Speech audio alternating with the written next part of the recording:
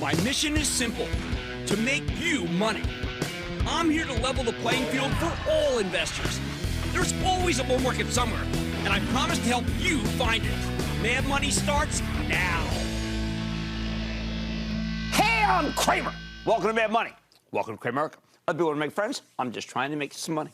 My job is not just to entertain, but to put this all in context. So call me at 1-800-743-CNBC or tweet me at Jim Cramer. Ooh, the market was cruising today, looking real good. Until the Fed press conference hit a retaining wall that triggered a wave of machine selling. With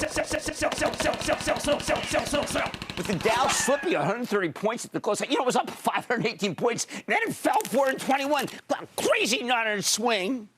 While the S&P lost 0.15%, the NASDAQ only edged up 0.02%. Not bad there, huh, for the last guys. Well, look at this. I mean, come on, it's getting really nutty out there. It was wacky. But it was ultimately a disappointing session for the bulls, who bought at the top and saw their hopes dashed once again. So did Fed Chief Jay Powell cause the sell-off? There are enough people who are afraid of stocks now that it's very, very easy to trigger a panic. But here's the truth about Jay Powell. He's smarter than his critics, and he knows how to do his job. He knows the economy's running too hot, and he needs to slow things down without causing a serious recession, something his critics seem to want. He's not trying to cater to the people who want easy money forever, or the inflationistas who want him to immediately hit us with a 50 basis point rate hike that would cripple the economy. You know what that's called? Prudence. The critics, especially those who don't care at all about how much our inflation is caused by COVID and supply chain disruptions, simply want someone to take a jackboot to the carotid artery of the market, and the economy.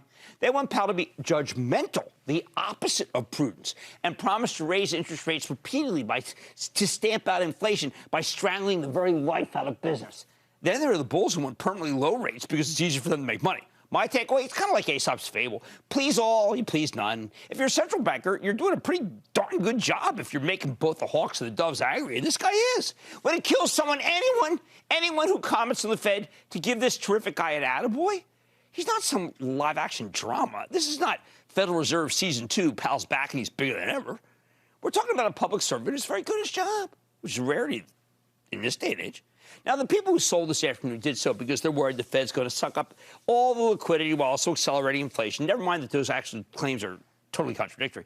They're afraid that the Fed won't dump its trillions of dollars in bonds fast enough. But the late afternoon rollover, though, the buyers, well, they were still there. They were there because the big bad event's finally behind us, and Powell didn't do anything that surprising, like hitting us with an immediate 50 basis point rate hike. He didn't do that. There just weren't enough buyers to staunch the bleeding from the aggressive sellers who came in with their machine guns and obliterated everything that had been going up on strong earnings. That was the dispiriting part of the session. The sellers, reacting to the much more hawkish Powell tone in the press conference compared to the dovish tone in the statement, ended up getting the last word. So, I mean, we could say, oh, boy, what a bad day. That just happened to be when the bell rang. So when it comes to stocks, not Jay Powell's style or demeanor, which side is correct, the bulls or the bears? Honestly, neither. If you're buying companies that make and sell valuable things for a nice profit and return some of those profits to shareholders, I think you're going to do just fine. If you're still buying companies that make no money but grow fast, you won't do fine at all because Powell's not on that team anymore. Now, the stocks of big companies went down too, but unlike the SPACs and the IPOs of the last year, I think they'll be able to bounce back once the S&P futures finish their butchery. Aha, you may ask, aren't companies doing badly already? Isn't Powell going to have to destroy the economy in order to stave off inflation, regardless of what he said today? Shouldn't we sell everything? Isn't that why we had a resumption of the same sell orders that pushed us lower on Monday and Tuesday, the moment Powell went off script and riffed about rate hikes? I think the answer actually is no. I want you to consider the following. We're now a couple of weeks into earnings season. Let's go over the scorecard. Right now, the major companies that have reported, we've seen a huge number of upside surprises, sustainable upside surprises. Doesn't mean their stocks can soar when there are high explosives coming at your way, hurled by the program howitzer sellers.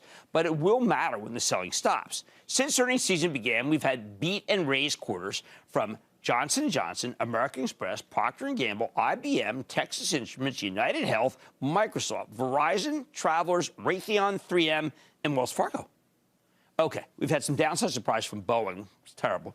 Netflix, all right, and, GE, and JP Morgan, which was really more of a taper tantrum thrown by a guy who runs the bank. So that's the actual rundown right there. Many more huge capitalization companies doing well than Bailey. That's it, okay?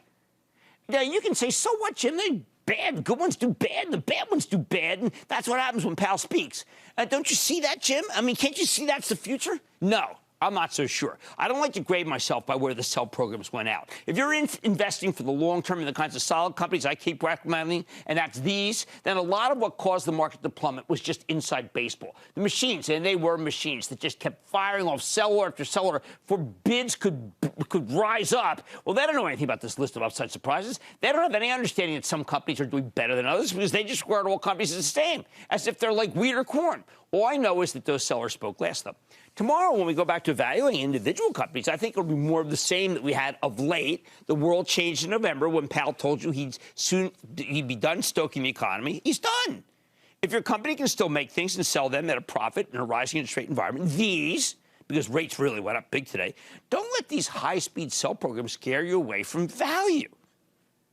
But if we get a bounce, and we should, because we have only been this oversold on that S&P oscillator that I like 4 times in 6 years. 4. And all but the COVID crash was a terrific buy opportunity. So if we get that bounce that I'm expecting, please relieve yourself of the SPACs and the recent IPOs and the junk, the hundreds and hundreds and hundreds of clunkers. As you'll see later in the show, despite the decline, we still couldn't find many that are worth buying, and there's so many that are worth selling. Here's the bottom line. Fed tightening cycles are bearish.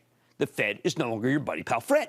Jay Powell's not going to bail out you out of any crummy companies anymore with easy money. He's going to crush you if you're in these SPACs and these IPOs. The Fed put, it's dead. But that doesn't mean everything's bad. It merely means there are fewer ideas that are good. They still exist, though. You just have to know where to find them. Elliot in Illinois, please. Elliot! Booyah, Jim. How you doing? Booyah! So, I got a question on a stock that a lot of people said was going to be a reopening play. I bought it in September of 21. It's been trading sideways since. I think it's all about profitability with this company. What do you think about Uber? Give me some good news, chill man. Oh, the chill man be hurting here because that doesn't fit the new reality. That's a company that is a very good company, but it loses money. And I'm no longer inclined to recommend companies that lose money on the show because I want what I call viewers. And in Indiana. And Jim, thanks for taking my call. Okay, thank you. Trying to figure out how to buy on a dip for a reason and not just buy on any old dip. Could you talk about that through the lens of Estee Lauder, which is... What, you were like, listen, were you in my morning meeting this morning with Jeff Marks? Yeah. We were sitting there saying, okay, what level? Because I want Estee Lauder so badly, because I think the word about Fabrizio Freda, and they're terrific coming in. And Jeff keeps saying, Jim, it's still too expensive. It's so expensive. It sells 39 times earlier. And I keep saying, no, you got to buy, you got to buy. He says, no, not yet, not yet. We are in the throes of looking about where we first bought it, which is a little bit lower. You know, we sold it really high. We are on the verge of making the move in Estee Lauder, and that's what you got to do is be a member of the investing club. I cannot believe that you mentioned that stock. That was the one that we were going hammer and tongs today. So anyway, look, good ideas exist. There's just fewer of them. You got to know where to find them. But look at all these. Hey, you've heard of every one of these. Every one. Oh, man, buddy, tonight. Wall Street has been an absolute roller coaster. So is it time to start putting some money to work, and where should you look? I'm doing some screening to try to find those smaller ones that you like, but I got to have profitable ones. I don't like those other ones anymore.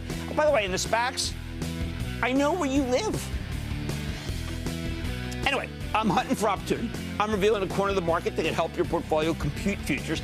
Qualtrics reported after the bell. I'm digging into the numbers with the company's top branch. You have to use a different kind of subscription accounting. It's actually profitable on that basis. But you know what? The SPACs, the IPOs, the Fed put, it's over. Stay with Cramer.